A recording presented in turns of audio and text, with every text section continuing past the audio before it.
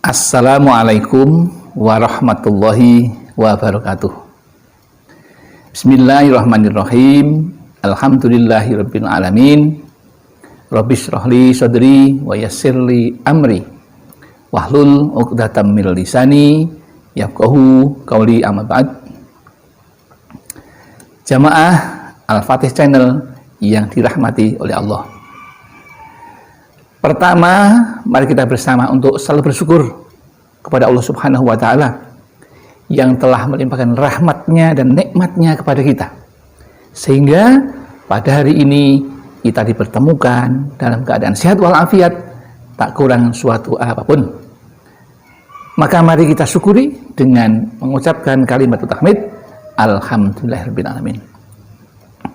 Salawat dan salam semoga tercurah keharibaan Nabi Muhammad sallallahu alaihi wasallam, Nabi yang kita rindukan syafaatul uzmanya ketika kita di dunia dan di akhirat nanti. Selanjutnya, seperti biasa, ingin kami berbagi tentang ilmu yang insya Allah bermanfaat bagi kita bersama. Lantas apa yang akan dibagikan? Yaitu yang berjudul bersolawat dan berdoa minta rezeki tetap saja terhambat karena melakukan perbuatan ini. Mengapa demikian?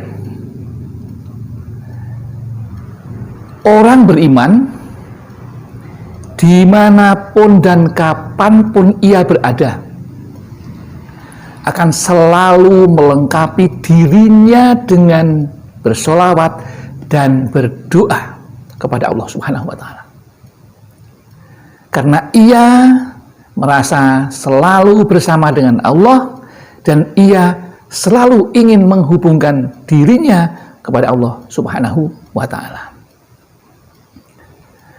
Bahkan tidak hanya itu, di dalam sholat pun kita harus selalu ingat kepada Allah dalam rangka mencari ridhonya, menjalankan perintahnya, dan karena takut akan siksa-siksanya.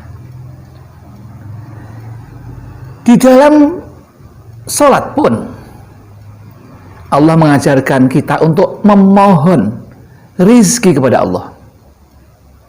Mari kita perhatikan ketika kita bangun dari sujud, ada 8 permintaan yang Allah contohkan kepada kita untuk meminta. Salah satu di antara dari 8 permintaan itu adalah masalah rizki. Karena rizki ini juga akan menopang berhasilnya sebuah ibadah. Coba kita akan berzakat ketika kita mempunyai rizki. Kita akan haji juga akan berbicara tentang rizki, karena perjalanan menuju ke Makkah Al-Mukarramah itu juga membutuhkan rizki atau biaya. Untuk kehidupan sehari-hari kita pun juga membutuhkan rezeki.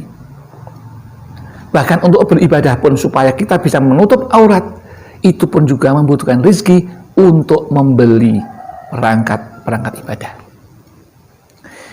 Namun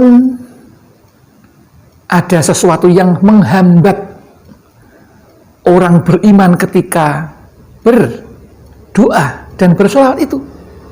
Ia sendiri yang menghambatnya, karena sadar atau tidak ia melakukan 10 perbuatan ini.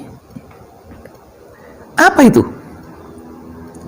Yang pertama, meskipun sudah bersolawat dan berdoa, beramal, tapi kalau ia menyekutukan Tuhan atau menyekutukan Allah, maka semuanya tidak akan diterima karena terhambat dengan perbuatan syirik ini.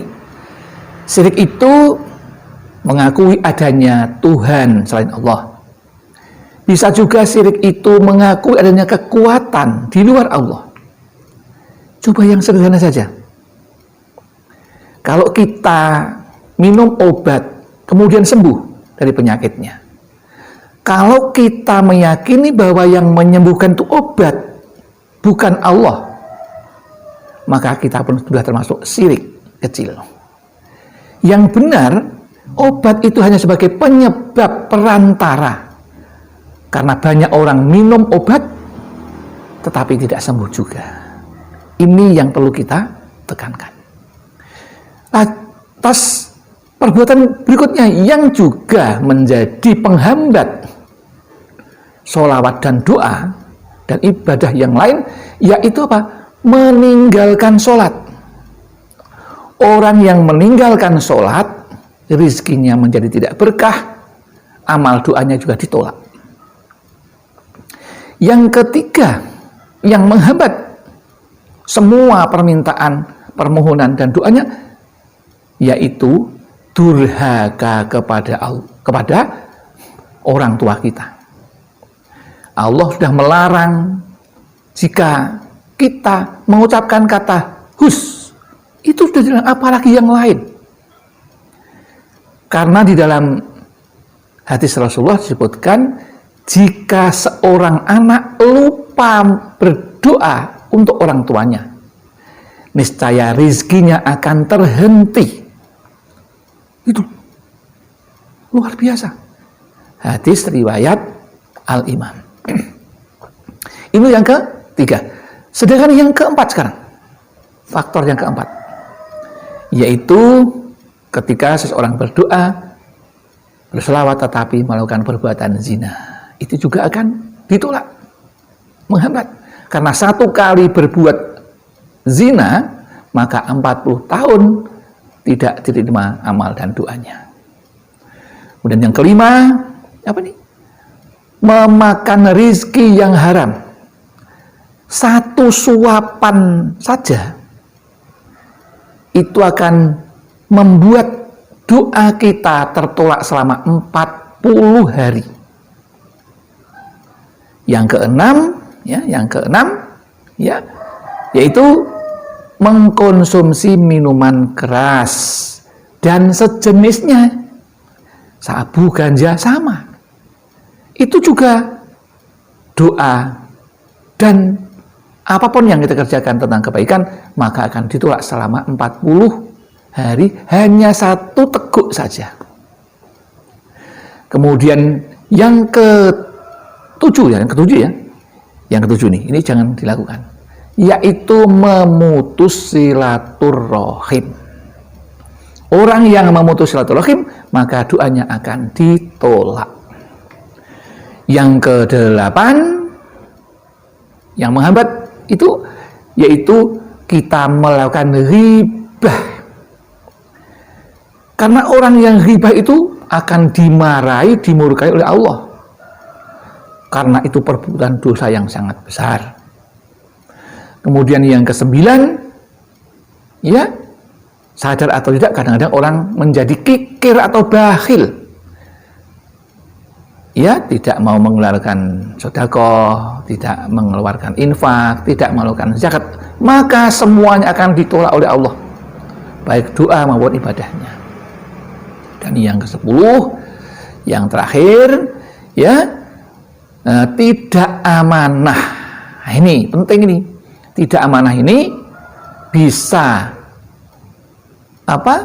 berbuat yang tidak disukai Allah, sulit dipercaya. Dari mana orang akan memberikan rezeki kalau orang sulit dipercaya?